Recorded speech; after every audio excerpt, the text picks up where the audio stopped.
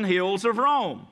You can look this up in any encyclopedia just by looking up Rome, and you'll see it sits on the 7 hills of Rome, and that's the one that rules the world. And his seat, that is his throne on the 7 hills of Rome, and great authority over the earth, deceiving. This all came about by deception, as we see in chapter 12, verse 9. She deceives the whole world. That is a fact, brethren. The whole world is under this deception at this time to one extent or another. The deception is what we were talking about, deception. Now, the deception being, of course, that this beast, the beastly system, under the control of the Catholic Church, and then the others are daughters of the Catholic Church, have preached against the law. That's Daniel. He is showing how they would be given, it would be given into their hand, full power, full authority over the laws of Yahweh. And of course, they took them to nothing, all except 2 laws, which was keeping the sexually transmitted diseases down. That was the laws against fornication and adultery, which remained in effect until television was born in the 40s. Your town is being quarantined. We got 19 dead. We got 100 more infected. It's spreading like a brush fire. When that woman wants something, Doug, there is no stopping her. What are you talking about? Nobody has sex with my wife but me. If one of them's got it, then 10 of them have got it now. If I want to have multiple partners tonight, And if one of them gets out of Cedar Creek, we have a very interesting problem. I'm going to do it. From the heart of a small California town to the inner circle of power in Washington. Because I'm empowered as a woman. The most optimistic projection for the spread of the virus is this. The Oscar goes to An Inconvenient Truth. 24 hours, By giving you a golden idol to worship. 36 hours, This award is my God now!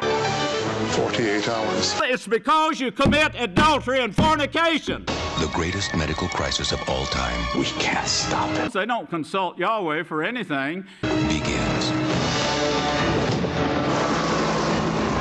Try to remain calm. The person, the being that created mankind is never consulted on any of these problems by mankind. Many people are dying and are going to continue to die. There will be panic the likes of which we have never seen. Attention, Portland residents. People of Seattle. Citizens of San Diego. Residents of Atlanta. Denver residents of Detroit. Attention, Dallas residents. Citizens of Chicago.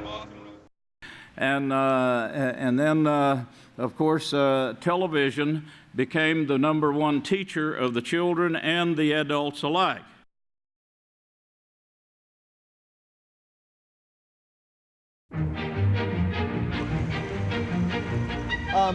Sweetheart, I don't really live around here. Do you think you could tell me how to get to Al's Pet Shop?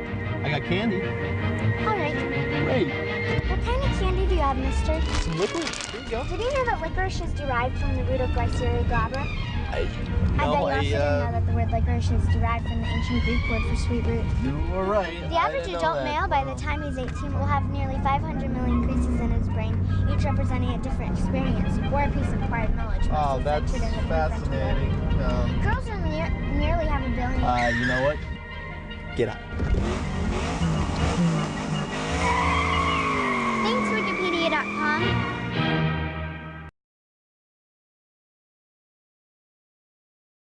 Now, there's a couple of articles here, if I could. The fornication and adultery study shows sex-filled media, sexual content in music, movies, TVs can lead to, they put sex, I put fornication and adultery at younger age.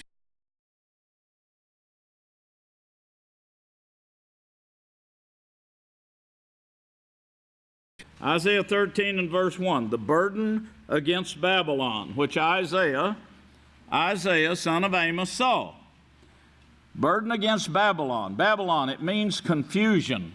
It means confusion of the mind. That's exactly what we saw in those 4 articles for this time period. This is what causes the war, the hatred, but also the sickness and disease, also the defilement of the earth.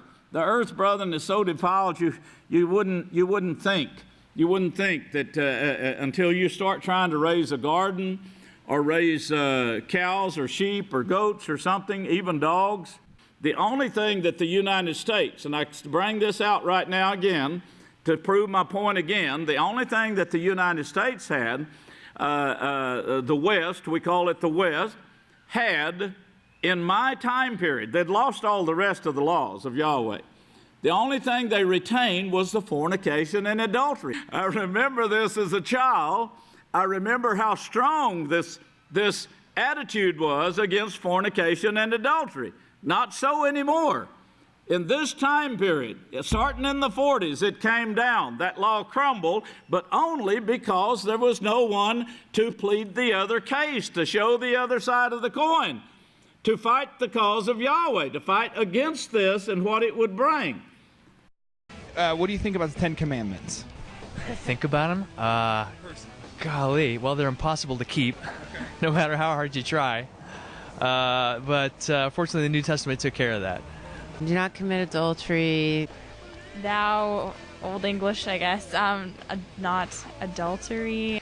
If you are involved in adultery, and we know what that is, you could actually, as interpreted by the state legislature, you could wind up in prison for the rest of your life. In Michigan, you can go to prison for life for having an affair. How could this? I mean, I know that. Do you get jailed together? I don't know if you necessarily need jail time, but how does it end up that a law can be on the books? In so many states, adultery is considered a felony. Okay, so there you got a felony.